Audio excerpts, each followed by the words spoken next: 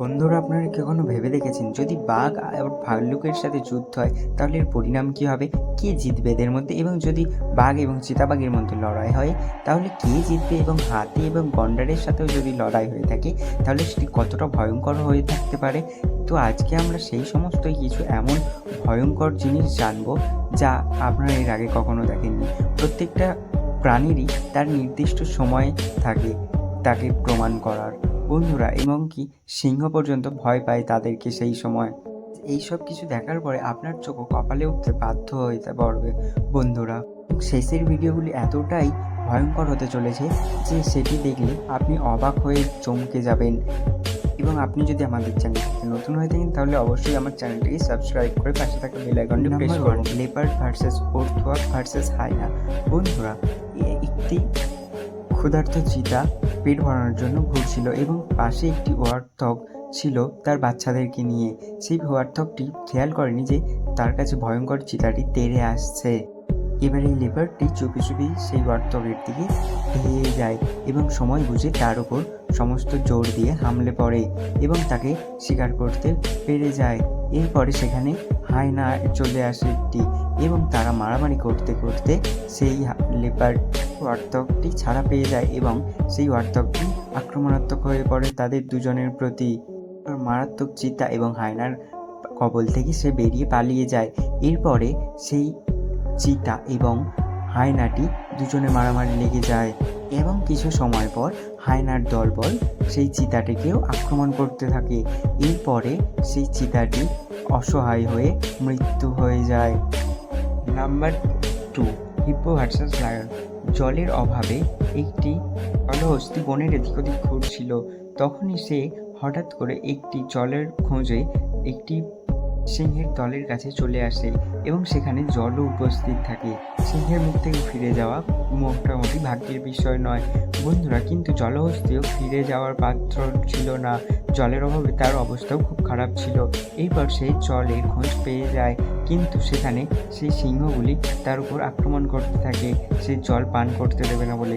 কিন্তু জলহস্তিটিও তখন তার সমস্ত শক্তি দিয়ে সেই সিংহগুলির উপর ঝাঁপিয়ে পড়ে এবং সবশেষে সেই সিংহগুলি সেখান থেকে পালাতে বাধ্য হয় জলহস্তির কাছে না পেরে। তখন সেই জলহস্তিটি সেই জায়গাটিকে দখল করে নেয় এবং একটি ভেজা জায়গায় গিয়ে বসে পড়ে। বা 3 ওয়ার্ল্ড ডগ ভার্সেস ইম্পালা। বন্ধুরা, একটি প্রেগনেন্ট ইম্পালা জলে সাঁতার কাটছিল এবং সে তখন দেখছিল কিছু বন্য কুকুর তার উপর হামলা করতে আসছে। তাই দেখে সে জলেই থেকে গেল, কিন্তু তারা তখন তাদেরকে শিকার করার জন্য উপড়ে পড়ছিল।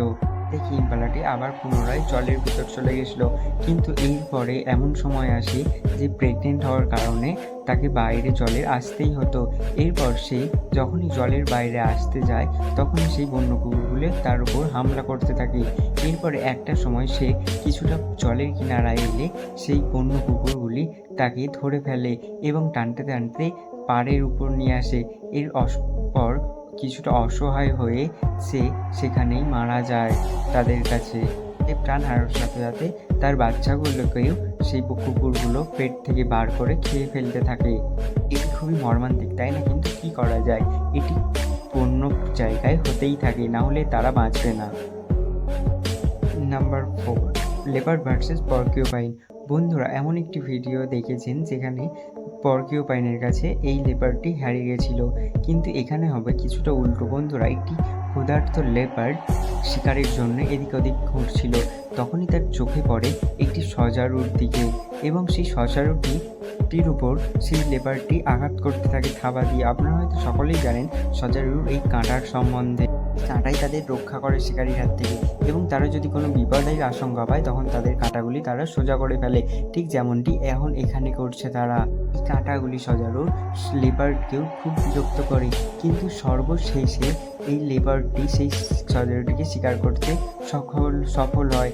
এরপরে কাঁটা আটকে যায় তার গায়ে, কিন্তু সে সেই কাঁটাগুলিকেও ছাড়িয়ে ফেলে এবং তার অবশেষে সে এই লেপার্ডটি এই সজারুটিকে খেয়ে ফেলে। কিন্তু পরে এই লেপার্ডটিও মরে যায়। বেদনাদায়ক খুব এই মৃত্যুটি, তাই না বন্ধুরা? সবশেষে আপনারা কি কখনো সচক্ষে লেপার্ড দেখেছেন চিড়িয়াখানায়? তাহলে আমাকে অবশ্যই কমেন্টে জানাতে পারেন। বন্ধুরা, তাহলে বন্ধুরা আজকের এই ভিডিওটি আপনার কেমন লেগেছে অবশ্যই আমাকে জানাবেন, এবং এই ভিডিওটির যদি আরও অন্য পার্ট দেখতে চান তাহলে অবশ্যই আমাকে একটা কমেন্টের মাধ্যমে জানাতে পারেন। এবং ভিডিওটি ভালো লাগলে অবশ্যই যেটা করবেন সেটা আমার লাইক করে দেবেন ভিডিওটি এবং শেয়ার করে দেবেন আপনার বন্ধুদের সাথে। যদি নতুন হয়ে থাকেন তাহলে অবশ্যই চ্যানেলটি সাবস্ক্রাইব করে পাশে থাকুন। আমরা আসবো আবার নতুন